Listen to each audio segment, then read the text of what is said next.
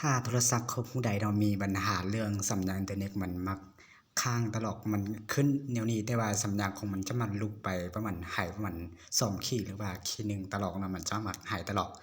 เฮาเบิ่งหนังปกติมันก็ใช้ได้ปกติเฮาเบิ่งหนังปกติเฮาเข้ายูทูบเนาะเข้าได้ว่ามันเมื่อเบิ่งแล้วมันค้างมันอินเทอร์เน็ตมันช้ามันมีการหมุนตลอดหรือว่ามันขาดสัญญาณอินเทอร์เน็ตประมาณ2ขีดหรือว่า3ขีดตลอดเป็นแนวนี้เนาะวิธีแก้ไขในการแก้ไขเนาะสำหรับแก้ไขตัวนี้เราสามารถปลั๊กตัวนี้ปลั๊กอยู่ลุ่มเนาะถ้าเป็นของ Android แม่นเราปลั๊กอยู่ลุ่มขึ้นมามันจะเห็นเป็นไอคอนของมันเนาะไอคอนแต่ละตัวของมันเนาะให้เราไปเปิดโหมด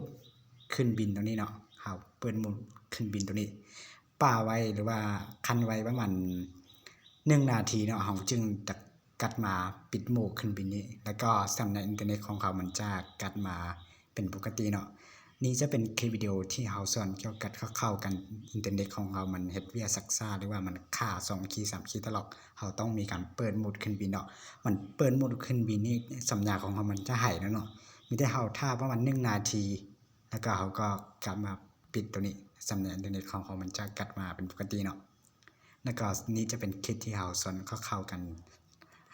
แก้ไขสัญญาณอินเทอร์เน็ตมักค่าหายหรือว่ามักซักซ่าเนาะ